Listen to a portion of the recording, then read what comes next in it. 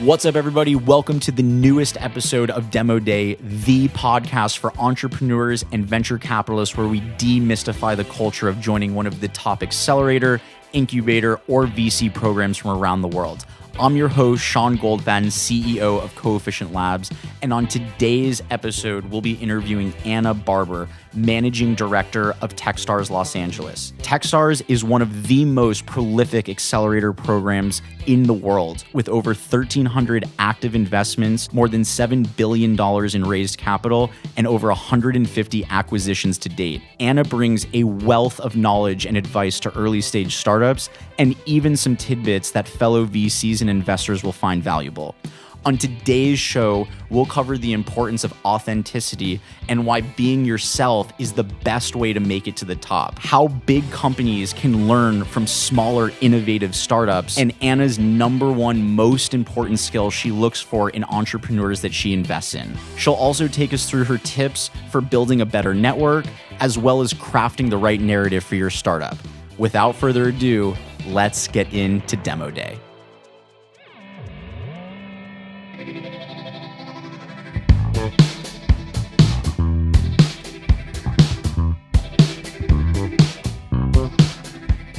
Anna, thank you so much for joining us today on Demo Day. Really appreciate you. Happy to be here, Sean. Great to see you. So Anna, before we dive into your early life and learn about your New York, moving to LA and San Francisco, I saw that you had either founded or were involved in founding the US air guitar competition. And I just wanted to hear a little bit more about how did that even come to be? Yeah, that's such a fun story. So it's when I first got to LA, I actually moved to LA to become a talent manager in the early 2000s. And a couple of guys came in and pitched me the idea of air guitar as a reality TV show. And there's actually a thing called the World Air Guitar Championships in Finland. It was started in Oulu, Finland, which seems a little bizarre, but they have a real commitment to metal in Finland, so I guess it makes sense. Okay. We decided to license the rights to do the competition in the U.S. And then really for the purpose of pitching it as a TV show, but it kind of took off, and it's still a national competition today. So that organization still exists. Is it like just for fun where people are literally just like air guitaring around, or what's kind of the premise behind it? It's a pretty serious air guitar competition. So it has some rules to it. You cannot show up on stage with any kind of instrument. You literally have to be playing air. And musicianship is one of the judging criteria, so you have to be accurate in your finger movements, as if you're actually playing a guitar. So it's quite an art form. Interesting. So it's not just like people; it's like they're really trying to hit the mark, as they say. There's a little bit of showmanship to it also. So, your air guitar name's very important. One of the earliest winners was Bjorn to Rock. Famously, there was a guy a few years in who did a backwards flip and landed on a can of PBR and crushed it as he landed. And, that was a really signature move that got a lot of attention from the judges. But. Wow. Mixing like the physical into the air guitar world. So you said that you had moved into LA for the for this new ecosystem around production in Hollywood. Where did you grow up? And talk to us a little bit more about how did you get to California? Yeah, I had a really interesting and unusual career path. Started out very traditional, went to law school, was a corporate lawyer in New York doing M&A law and working on IPOs and wearing a suit and carrying a briefcase. And that was in the 90s. And then I transitioned to McKinsey, and I was working at McKinsey in the late 90s, strategy consulting, when the first internet boom came around. And in 1999, I got the opportunity, along with a lot of other people I was working with, to move out to California and work for a startup, which was petstore.com. Wow. One of there was maybe 4 or 5 pet companies back at the time, Pet Store being one of the bigger ones. There are 4 companies in the pet e-commerce space, all of whom raised more than $10 million in venture capital. So it's crazy to think about because at the time, remember, we didn't have any of these last mile delivery networks. So we were literally shipping 40-pound bags of dog food across the country. Not really a really tough business to make good margins in. And at the same time, we were battling, to win against these three other well-funded competitors. So it was an exciting time, but it was a very challenging business. And, famously, it's one of the things that sort of represented or was emblematic of kind of the first internet bust. So many kids right now coming out of school are thinking about, joining a startup or being in an early stage or just, getting their idea out. But back then, McKinsey was, a very, one of the top places you could, it's like it's been a shift now where a lot of recent grads are looking more to joining a startup, more unpredictable, less secure. What was it like for you? Did you always know that you wanted to go into business, or how did you find your way into McKinsey? Yeah, I mean, I don't think there was so much thought that went into career paths, and there certainly wasn't the same level of understanding about career shifting, and the whole idea of going to a startup was not as well established as it is today. So that was a huge leap. For me, what I realized as a corporate lawyer was that it was possible to mess up a deal if you let something slip in through the contract, but it was very difficult to add value. And I started getting interested in what was happening before deals got to the contract phase, which was really thinking about what's the strategy behind them and why this partnership and why this acquisition. And so I knew I needed a shift onto the business side. So McKinsey seemed like a great vehicle to do that, not having had an MBA or any experience. And it was a fantastic experience, fantastic training ground, and just really high caliber people as well. So I got a lot out of that. And I actually followed a McKinsey person to Pet Store, who hired me away. When you transitioned out of McKinsey and started working at Pet Store, did you find that there were learnings and takeaways from bigger companies that, I would imagine at McKinsey, the companies you were consulting for were a lot bigger, and whereas moving into a new startup, there's so much new things to learn. What was the difference, or what were your takeaways? I think one interesting thing I got from McKinsey that I've retained through my whole career is an empathy for large corporations, and I want to explain that because it sounds a little strange. So, we all here in the startup community, we're the disruptors. We love entrepreneurship. We love new ideas. We love disrupting the incumbents. And in general, in the startup community, there's sort of an attitude, that big companies are slow and, people aren't innovating. And, what I learned working at McKinsey was, the pressure of being inside a big company, having a public market cap, having investors kind of watching your every move and other large competitors, and the pressure that creates to innovate and to move quickly. Some of the things we were working on at McKinsey were the most pressing strategic problems of these large companies, right? And so having seen that from the inside has given me a great perspective about how to work effectively with those companies and how to help startups to do that as well. When you were at Pet Store, I think I remember hearing there was something invigorating about product, being someone that was involved in actually crafting, and while you didn't have all of the experience as a traditional product marketer, it was something that you had to learn. When did you start to develop an affinity for products or businesses or helping to make things better? I was brought into McKinsey to work in the marketing department, which, I didn't know anything about marketing. I was a management consultant, but it was 1999 and, growth was happening. And so it was this kind of learn on the job. And within 2 weeks, the whole product team quit. And it was impossible to hire a good VP of product in 1999 in San Francisco. There just weren't enough people that had been trained to do it, and it was all really competitive. And so the CEO looked at me and said, "Will you try this and see how it goes?" And I said, "Sure." So I remember my first day, the engineering team kind of looking at me and rolling their eyes and going, "Oh, please." And one of them actually handed me a copy of the Design of Everyday Things. And he's like, just read. Don't say anything. Just read, But what I fell in love with was the science of it, the sort of analysis of it, the data-driven approach of trying to uncover what are customers telling us by what they're doing and look for that insight and then turn it into software. Wow, that was very early. That approach of kind of test, iterate, learn feels almost like it's been developed through the lean startup, world. But what you're talking about, this is late 90s, early 2000s. We were doing the same thing. It was just taking us a lot longer. Okay. So analytics were not what they were today. Every time we would release a new version of the website, it would be a 6-week cycle. But we were still doing the same thing, which was we were developing hypotheses. We were looking at how customers were behaving, and we were trying new things to try to improve the conversion rate. And out of Pet Store, did you then have a very clear path to venture, or was it kind of an interesting road? It's like the softball pitch question for me. So no, I mean, nothing about my life makes any sense. I worked at a couple of other startups in the Bay Area. One of my favorites was Rent Anything, which was an early peer-to-peer rental marketplace where I was the head of product, and it was just too early. It was pre-cell phone. We were trying to do it all over the web, and people just were not ready to rent each other their lawnmowers at the time.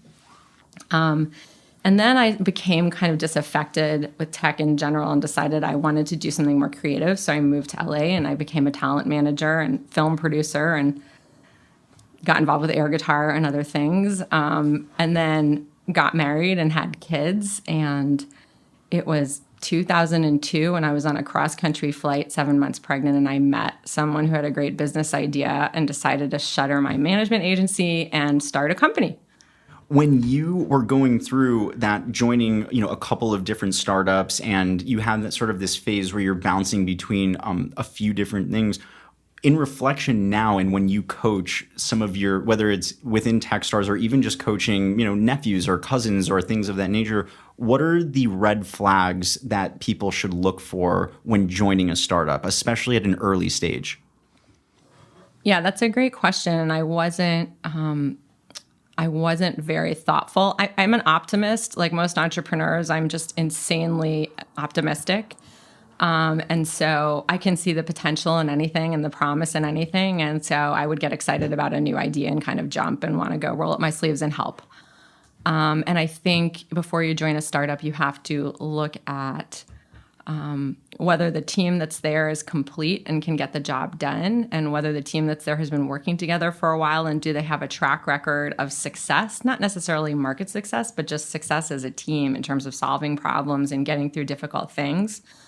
And then, you want to know how well capitalized the company is. Does the company have 2 months of capital and they're about to run out of money? Or can they sustain the company for 9 to 12 months while they get to the next milestone and also pay all the employees. So you need to do your own due diligence on kind of the health of the team and the company before you join up. Taking control of your destiny or your own life when it comes to the team you're joining, because I think that when, at least in my case, I've worked for a couple of startups in between where I'm at, and just learning that your time is such a valuable asset in these early kind of right when you're out of school and you're looking to find the team, that you can sometimes get so thrown into these ecosystems like, oh, I just want to work with these cool people, but you don't really understand maybe the downsides of what it's like to join a team that's not the right fit for you, only to find that a year has gone by and you're starting back kind of at ground zero. Let me switch the question. You're coaching someone, you're saying, I want you to be more intentional about looking for these things. What are the areas that you think make a really great team, or what are the things that you look for when you're evaluating startup talent? When I'm talking to a team to assess whether they're a good fit for Techstars, the place that I always start is why they've chosen to work on this problem. So I want to see a really strong connection to the problem, either from a personal experience or just from passion, because it takes a long time to make a company successful. It's going to be a 7 to 10 year journey in most cases, and it's going to be that passion and commitment to the idea that's going to sustain that team and that person from day one. So that's the first thing. The second thing I look for is grit, is some sign that they've had to go through something difficult and stuck with it and decided to stick with this idea even when it got hard. That shows me that there are going to be other hard times and they're going to get through those. The third thing I look for is learning mindset. And so it's this idea of kind of fall in love with the problem, not the solution. So being willing to be open to different solutions. You may have your hypothesis about what the product should be and what the solution is today, but to be open to when you get feedback from your customers and they point you in a different direction, you have to be listening. I've seen a lot of people just fall in love with their own product and not get the message that the market's telling them. Grit, learning mindset, passion, humility, the ability to say when you've made a mistake and kind of own up to it and move on.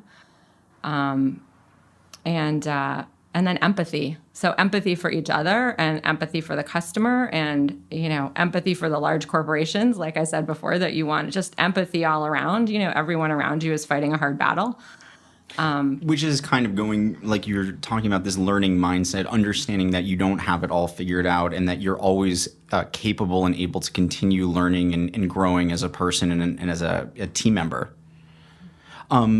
You spent you discussed once you got to LA working at a few of these jobs, and then you had this opportunity. What was the opportunity that led you into Techstars? What was the kind of the story behind actually joining the team, and how did that go down?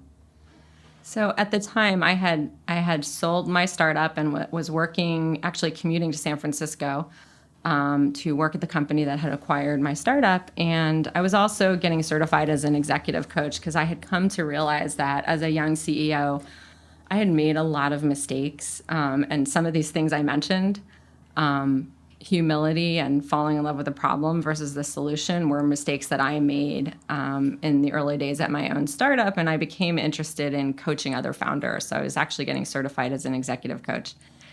And I had also put together this business plan a few years earlier to raise money for an accelerator for female founders. And I had told a friend about it, and then it wasn't practical at the time. I just wasn't in a position to go out and raise money and needed to just be in a job. So I put it in a drawer and forgot about it. I got a call from a friend of mine, Kara Weber, who's an investor here in town. And she said, there's this opportunity at Techstars and I recommended you for it. Like, are you interested? And I said yes. And I went through the process, and I didn't know a lot about Techstars. I wasn't really in the LA tech community at that point because my startup had been retail and I had been spending a lot of time up in San Francisco. So I wasn't very networked. I didn't hear about this opportunity. But she had gotten a call from the person hiring and had said, oh, you should talk to the 5 people you'd think of. And then there's this one other person, and she's a little bit offbeat, but you should speak to her. And that person was me. So as I went through the process of interviewing, it sounded like the perfect job. And I was really excited, but I also felt pretty unqualified just because I didn't have the network that I thought would be required for the job. And, hadn't been working in tech recently. My experience was kind of older. And so I just kept thinking, wow, it's going to be interesting to see who gets this. But I would just keep showing up and being myself and being authentic. And at the end of the process, I got the job. I think what's really interesting about that is, I think there's a lot of people that they think to themselves, I don't have enough experience, or I'm not qualified to do this, and they allow that to sort of be the defining moment, and then they'll turn around. And it seems almost like a theme around what you've done as you've been punching through these walls, that you haven't let any of this stuff kind of, as far as, oh, I'm not a marketer, but you're going and working at McKinsey to help with marketing. You've never done product, but then you're going to pet store. What have you learned about the importance of limitations, and how do you help, some younger startup type people break through those barriers? What I've learned about myself is that I am most comfortable when I'm on a steep learning curve, and that I actually have a skill for learning. And so if you can develop the skill for learning, that's actually the core skill for success. In today's world, everything is changing now so rapidly that you have a core skill for learning and acquiring new skills, then you're going to be in a really good position. So I would say it's a combination of being open to being uncomfortable, being open to saying that you don't know, and being open to have humility and say, I don't know about that, but I don't know about that yet. Right? And also the idea of I'm a little bit older now, right? But I'm okay still being a beginner. I like being a beginner, and I'm okay putting myself in situations where I'm not an expert. So I did hear on your last podcast that you are a mother now, and I'm curious, what is the similarities, or what have you learned from coaching and being a mom? How do they kind of tie together? And I guess as a parallel question, how have you taken that and brought it into your world at Techstars? That's an interesting question. Well, let's see. I've just been talking about parenting with a friend and this idea of preparing the child for the road as opposed to preparing the road for the child. And I think there's an analogy there, which is I really focus on supporting founders to come to their own solutions as opposed to telling them what the solution is, right? So the way I can be the most valuable is by asking them great questions and helping guide them to the answer that's true for them, as opposed to telling them what I would do in their shoes. So, and that's really all about staying in a kind of a coaching mindset with people. And that doesn't apply to, of course, I'm going to open up my network and make introductions for you and give you that kind of concrete transactional help. But when it comes to making the hard decisions, that has to be made by the founder. So, and what I can do is create the atmosphere for that. And the same thing with parenting. You know, we have to empower and enable our kids to grow into adults that are capable and strong and independent and, you know, not just do things for them to make their life easier. So for people that have never ever heard of Techstars but fit the profile that would be the right sort of company, how do you explain Techstars? Or for someone that has never even heard of an accelerator program, you know, how do you walk them through it or help them understand the value?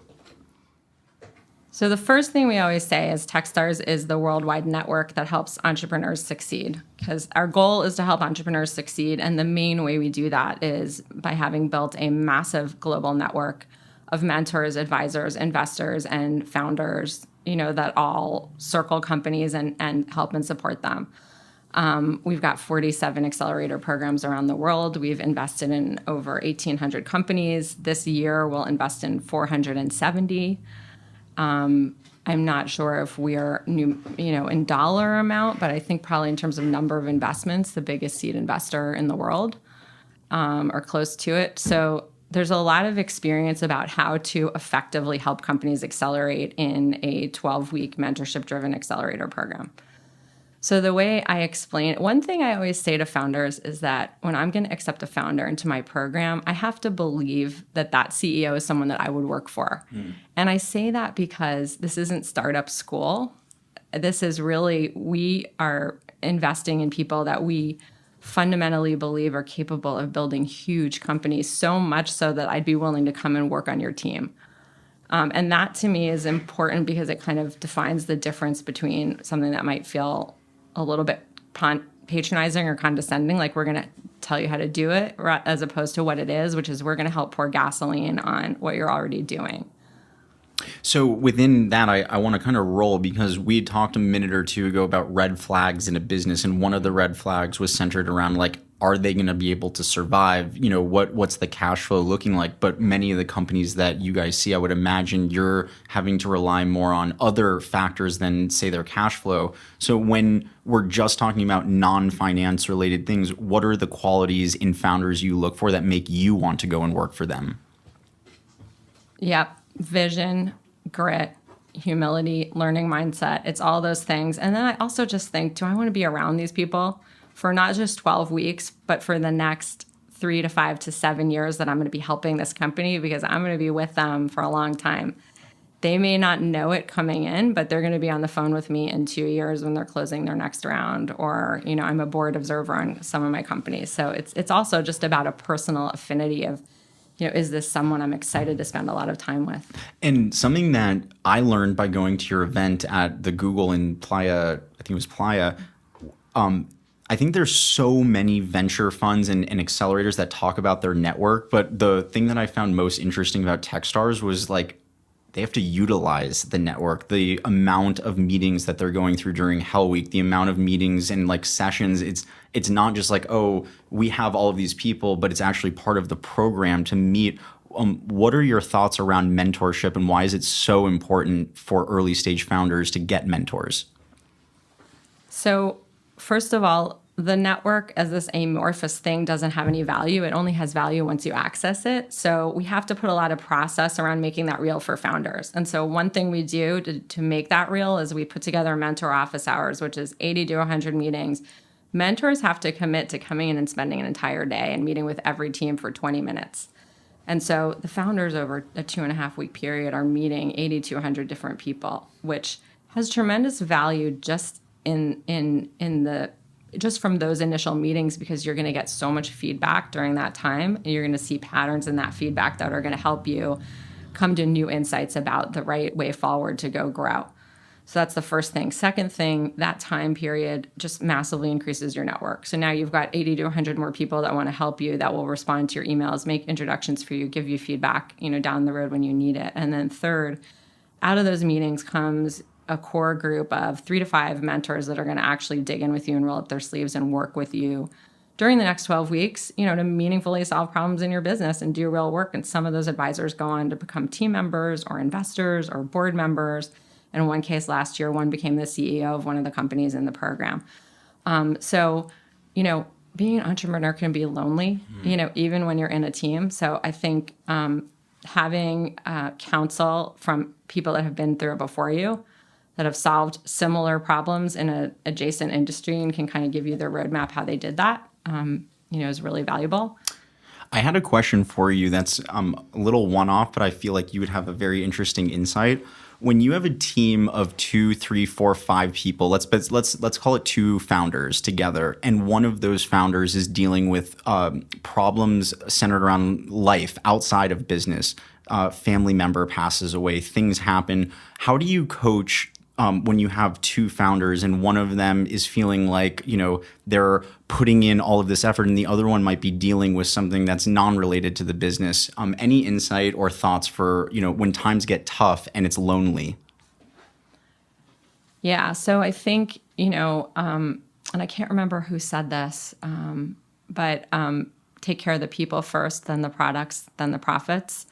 So I think that's one of those situations where, if something's going on with someone personally, that has to come first. And so for that other founder who may feel that they're shouldering all the burden, to A, have some empathy, and then B, to understand, is this a chronic and permanent situation, or is this something that's temporary and is going to be resolved? And if it's a chronic and permanent situation, that's kind of a different issue, right? Which is you just don't have the ability to be in a founder role right now, right? And so what's the way forward? And that team will have to fix that. But if it's a temporary issue, I would just say, know that it's going to be you, in 6 months having the issue, and wait it out. Everybody goes through it. And we have to bring our whole selves to work. And I do think that's something that's changed since I entered the workforce, is that people are much more comfortable with the idea that we have families, we have personal lives. I never talk about work-life balance because I think it's a myth. I talk about work-life harmony. So as an example, my kids come to the program and they hang out and I put them to work, and I do work from home. I do video calls from my couch. I leave a meeting to go to carpool. Whatever it takes, it's all very kind of seamless and integrated. And I just think that's the way we work now. And, that's the new reality. Work-life harmony. I haven't heard that before, but that's a good one. For students or founders that are thinking about transitioning out of startup and into venture, are there any pros and cons? And talk a little bit about just what you've learned going from working in a startup world and now you're actually the one that's investing in companies you're choosing. Any advice for those that are thinking about moving from a startup into venture? I think operating experience is extremely valuable to an investor.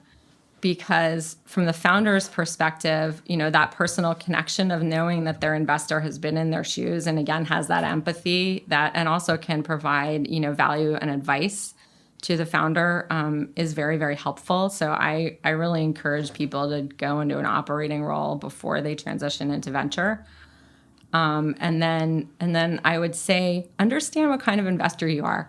They're people that are very thesis driven, that really methodically look for a market and understand what market they want to invest in and what they think the right product is. And they look for that. There are other people like me that I would say are more intuitive investors and are more focused on team and are more open to investing across a variety of of verticals, based on the passion of the team and the ability of the team to have an special insight into that vertical. So just know who you are and don't try to invest like someone else. Just try to understand how you invest and do more of that. I feel like blockchain and crypto was sort of like it had a window where it was really the thing. Is there any verticals right now that you're really excited about or areas that you think have a lot of room to grow in the next year or two? I'm really excited about innovations in e-commerce and supply chain, and what's happening with everything from using artificial intelligence and to improve the way we engage with brands and stores on the front end. So, everything from ordering through voice to custom recommendations to innovations in product subscription, all the way through last mile delivery. So that whole e-commerce value chain is something I'm really interested in, and also something that's really strong in LA. So that's exciting. I'm still really excited about VR and AR. I feel like we've been a little bit bumpy kind of getting off the blocks with these new technologies, but I think the hardware is going to catch up soon. And so those are some things I'm pretty excited about. I just got so we have the HTC Vive in the office, and I was a very early adopter of it, and then found myself like many, just like the setup and the wires and everything. It was just too much to get it really going. But I think it was yesterday or 2 days ago, I saw an ad from Oculus come in where totally wireless, no PC, and just like thinking about, whoa, okay, well that's like a big step, and that was only from 2 years ago. So yeah, I'm finding myself also a little more bullish in that space. Yeah, the hype on the Oculus Quest so far is really strong. So I'm hopeful for that. I'm also really interested in digital health. I think a lot of consumers are looking to take more direct control of their healthcare and to use data to do that. And there's some really interesting tools for kind of managing your own health that are coming out. In the same world as 23andMe or different?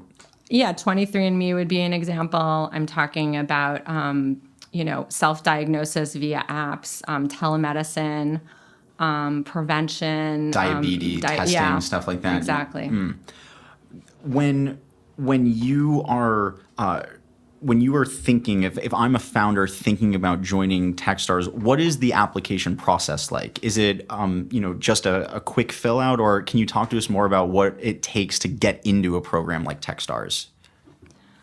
So the application process itself is pretty straightforward. It's 2 1-minute videos, and we try to make it as painless as possible. You're all busy building your companies. We don't want you to spend hours, filling out an application. And we were asking questions in our application like, how are you going to change the world? So what we're looking for in that application is, who are you as people? Why do you care about this problem? And, what's your unique approach? So it's pretty simple to start the process. We do get many, many more applications than there are spots, but because there's so many programs and we run in 4 quarters, we can meet you sometimes because you apply to one program in 2018, and then we see you again and you've made a little more progress in 2019, and then that's the time that you get a spot.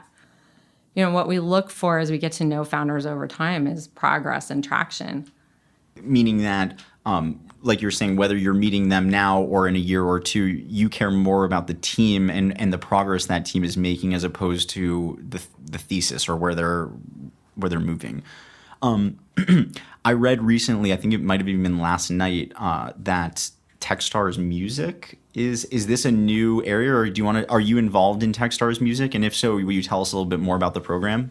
Yeah, so I run Techstars LA, which is the General City program, and we actually share space with Techstars Music, which just completed its 3rd class. And that is a program that invests in music technologies across the board, from artificial intelligence and AR, VR and compression technologies and funding strategies and social media, product, anything related to or adjacent to the music industry. It's supported by 8 companies with an interest in the music industry, and they just had their demo day last week. So that's a great example of like a vertically integrated program and part of our ecosystem, but and we share the same, the same physical space, but really different investment thesis. So let's talk a little bit about Demo Day. When you go to Demo Day, I'm sure you've been to so many of them. Nowadays, what are the companies that are really standing out? Or for companies that are currently in a program, what advice do you have for them to really stand out from the crowd once they have their Demo Day?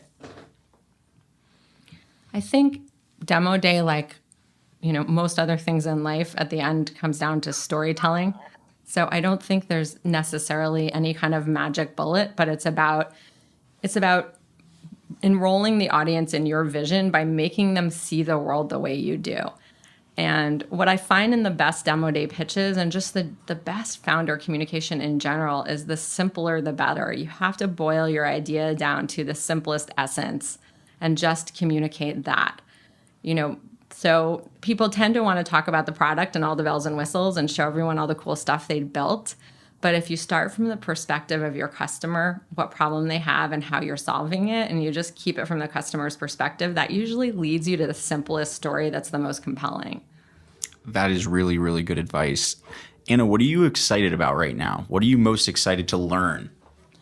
Oh my gosh, that's a great question. One of the things the reasons I love talking to entrepreneurs is because, I learn something every time I talk to a new entrepreneur, because I'm seeing the world through the eyes of someone who is deeply working on a single problem that they know a ton about. So there's no way that I would ever know as much about whatever they're working on as they do. So every 20-minute conversation I have with a founder, is an education. But what I'm really excited about right now is I'm about to transition from the point of meeting hundreds of founders, which I've been doing for months, to deeply focusing on 10 companies and then getting to actually help them. And that journey of watching where they can go from day 1 to day 90 of the program is just pure magic. That's amazing, Anna. For those that want to get in contact with you or want to, actually go through the application process, where should we point people to? And if they want to get in contact with you or communicate on the Twitters, are you on the socials? Absolutely. I'm Anna W. Barber on Twitter. Don't forget the W. It's my middle name, and no, I'm not going to tell you what it stands for. Or anna.barber@techstars.com. I'm pretty easy to find. And techstars.com/apply is the place to go to learn more about the programs. Awesome. Anna, thank you so much for coming to the Collabs HQ. We really appreciate you. And for everyone listening at home, thank you. Thanks for having me. It was a big risk to start Tapcar, first of all. So it was it was a do or die, right? We basically decided, like, look, I'm going to shut down my agency, have to explain it to my clients, and transition everything to Tapcar.